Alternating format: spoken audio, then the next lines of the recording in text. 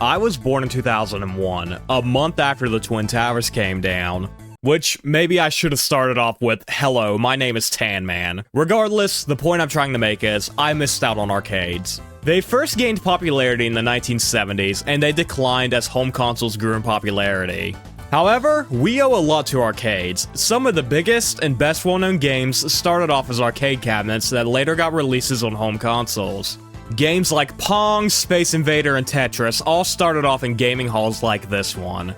But for every Pac-Man, there too must exist Snacks and Jackson.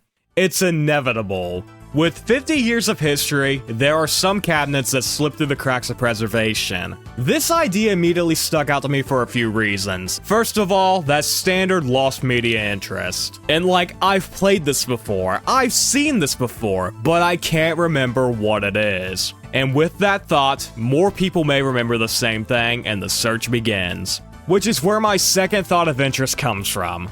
The fact that these missing cabinets could be anywhere. Whether they're tucked away in some obscure arcade anywhere in the world, or they're in some person's basement gathering dust. The owner having no idea, or maybe every idea, of just how important the machine is. But real fast, what makes an arcade game found? Well, like we said, a lot of them got home releases. But for the cabinets that did not, it is possible to get a cabinet, take out their ROM, and dump the files online, making it playable. But this hasn't happened for the arcade cabinets we're going to discuss today.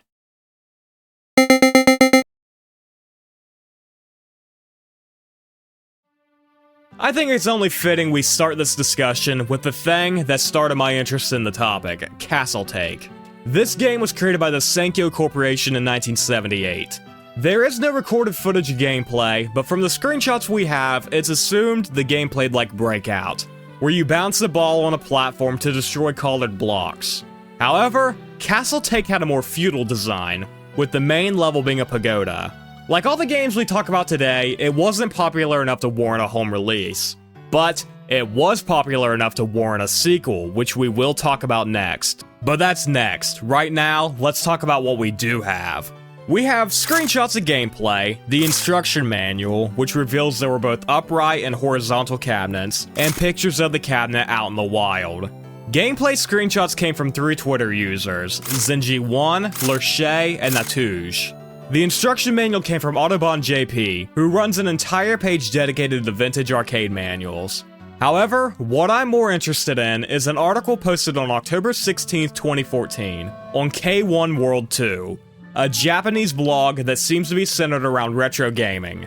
A user was visiting the Tamateyama Park Fun Hall, which is an amusement park located in Kashiwara.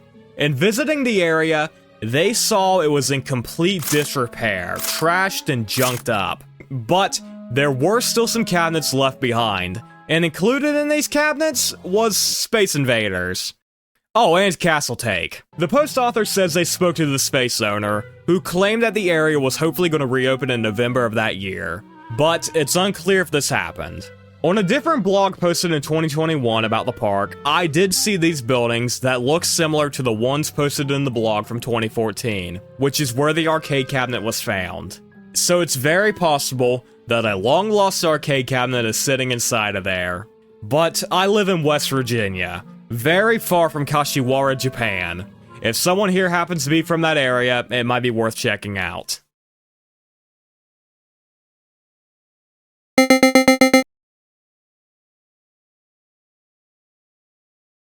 Like we mentioned before, Pyramid is the sequel to Castle Take, and it's a very similar story to its predecessor. It's another Breakout clone, but this time, the game has an ancient Egyptian theme, and we have screenshots of 3 levels. An eagle, a pheasant, and a pyramid. A lot of the information we have on Pyramid comes from a Game Magazine article released on October 15th, 1979, announcing the game's release.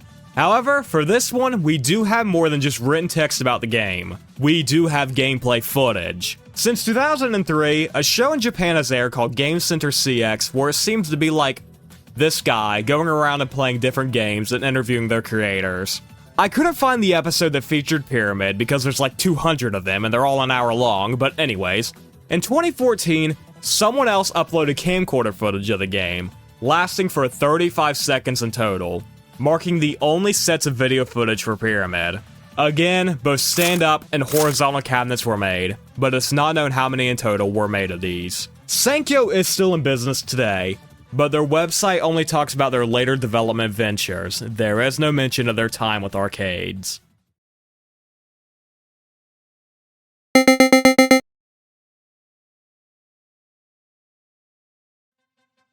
And while we're at it, we have one last game from Sankyo to discuss. But I saved Tag for last, considering we know practically nothing about it. We only have the instruction manual and an advertisement. Notably, Pyramid is listed below Tag Play as well. Onion Software is the user who posted it, and it seems to be a magazine or another type of print material, as they provided a further look at Pyramid below it. There hasn't been any leaks of gameplay, footage, cabinets in the wild, or anything else beyond these two pictures. But from the advertisement picture, we can zoom in and see there's a maze-like setup. And this game was made in 1978, predating Pac-Man by a year. So Sankyo ripped off Breakout, but beat Pac-Man to the punch. Regardless of who came first or last, this is the only two pieces of evidence that Tag ever existed.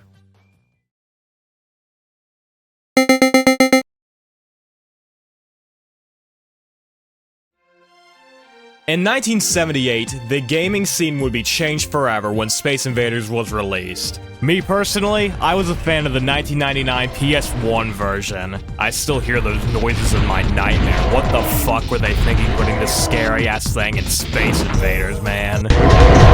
But 3 years prior to the original Space Invaders being made, its programmer, Tomohiro Nishikado, created a game called Western Gun, which also broke new ground in the gaming scene.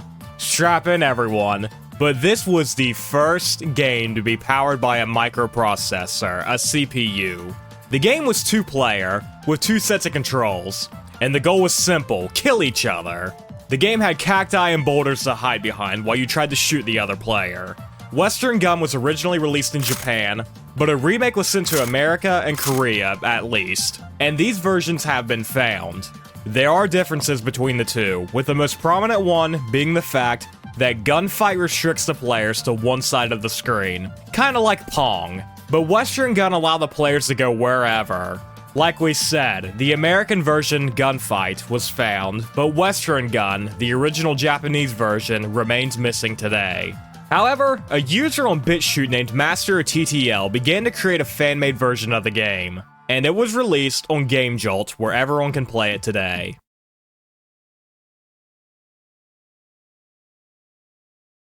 But just because we have a fan-made remake doesn't mean the game is found, and we do have a few leads on some cabinets. On an Arcade Museum forum, the game was discussed. A member mentioned that they recalled seeing a cabinet at a North Korean arcade, and sure enough, they provided a link. It was a review of an arcade in Pyongyang, and it was nothing short of scathing. Reviews described the place as run down, with broken machines and ugly decor, and the staff wouldn't hear any of these complaints. But no matter how shitty the arcade was, a Western Gun cabinet was seen here. But it's wild. In some pictures it looks torn and battered to shit, but in other ones it's plugged in and being played, so who knows. However, the more promising aspect comes from that same aforementioned arcade blog, where someone in the Netherlands purchased and brought home a Western Gun cabinet. They detailed their adventure bringing it home, putting it in the back of their SUV, strapping it up, and just driving it home. And that's it. They posted that the game works, and again, this was in 2009, 16 years ago today.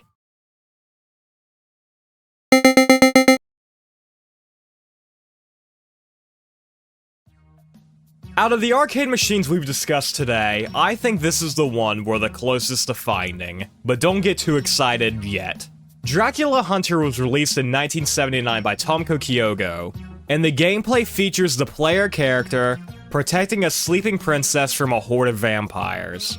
The game was incredibly popular in Japan, receiving references in other media at the time, most notably the Game Center Arashi manga. A story about a young boy on a journey to become the best gamer in the world, and in one of the issues, he plays Dracula Hunter.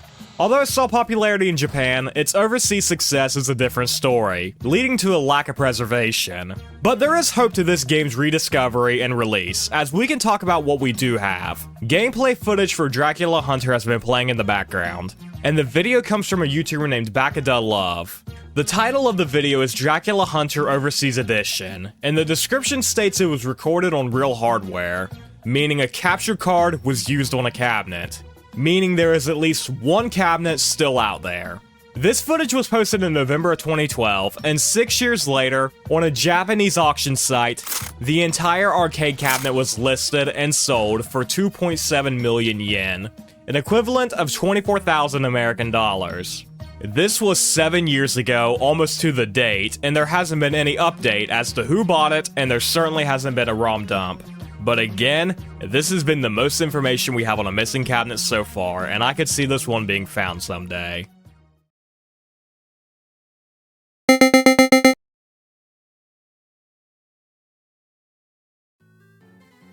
When I mentioned cabinets that slip through the cracks, this following entry is exactly what I had in mind. I believe this is the oldest cabinet we will talk about today, coming out in the fall of 1972, 2 months before Pong came out. This also might be the most obscure game we talk about today, as finding anything on it was hard. It was the first ever time Star Trek was adapted into a video game format, but here's the kicker, it was done without the Star Trek brand's permission. The game was created by 4Play, which, first of all, really, they couldn't have came up with a better name.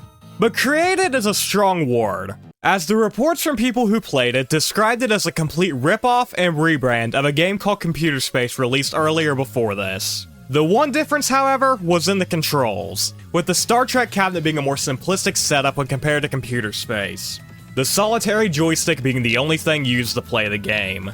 This is the only thing known about Star Trek, and there's nothing else available. No screenshots, no cabinets. It's this poster and memories of people who played it. Hell, there's not even anything available in the company that made them. This game seemed to have came and went in the span of a few short months. Looking at this cabinet kinda gives me Pizza Hut vibes.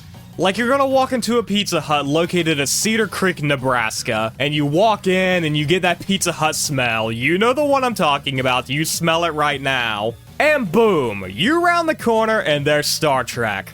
But with one of those out-of-order signs, the one written on computer paper, and it's just sat like that for decades. Before we move on, I want to give a special shout out to Chairman Nom9507 for suggesting this cabinet. If you have an arcade cabinet you'd want me to cover in the future, for sure leave a comment.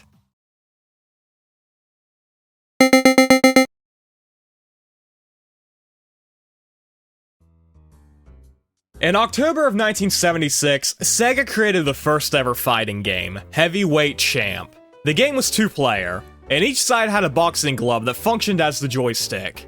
The glove could be moved upwards for a high punch and down for a low one. Simple stuff, but obviously the first massive step towards combos that define the fighting genre today. Heavyweight Champ was incredibly popular in Japan, being the third most played game at the year of its release. But obviously, the game isn't playable today thanks to its lack of preservation. This is mostly due to the fact that the game was remade in 1987 and it surpassed the original in popularity. This game is single player, with 2 punch controllers, one for each hand. But we're not talking about the 1987 one today. Let's discuss what we do have from the 1976 version. In 2022, the CBS 8 San Diego YouTube channel uploaded archive footage of a broadcast from 1977. Where reporters were touring the new Sega Center in Fashion Valley. The segment begins with 2 kids playing Heavyweight Champ, and this is the only available footage we have of the game. However, a Twitter user named Stellar Koten uploaded a clip from a Japanese TV show called Datakai Part 2. And look what game happens to be in the background. I initially thought this was the 1987 version because there's only one guy playing it, but upon digging further, I realized 1, this show aired 10 years before the remake came out, and 2, the versions look completely different, leading to the funnier conclusion that this guy is playing a 2-player game by himself. Listen man, I'm not judging. I was the type to have 2 DSs and trade Pokemon between each other. Gengar is my favorite Pokemon, and I'll be damned if I can't use it in a playthrough. One last thing we do have comes from a supposed Japanese auction site. where a cabinet was allegedly sold, but it's torn to shit, with the screen busted and like weathering damage across the entire thing, leaving its working order status up in the air.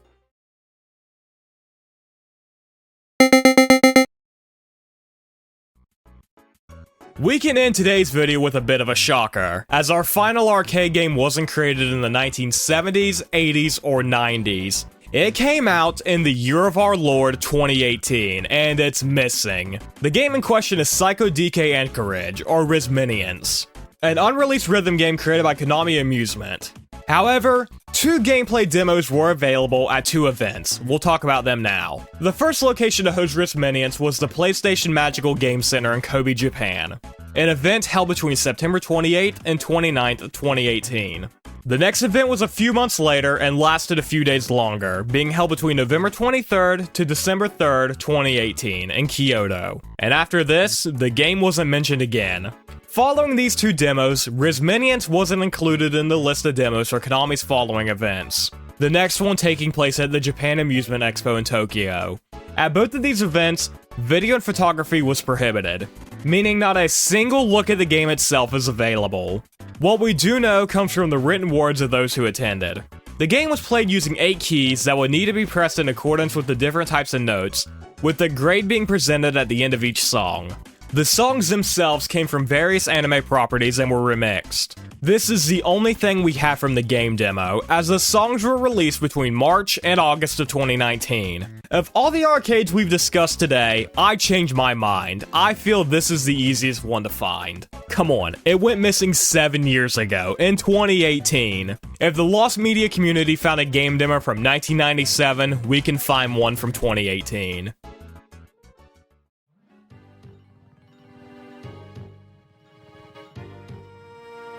And here we are, 8 missing arcade games. But if you're interested in this topic, I have another 9 I could talk about in a follow-up.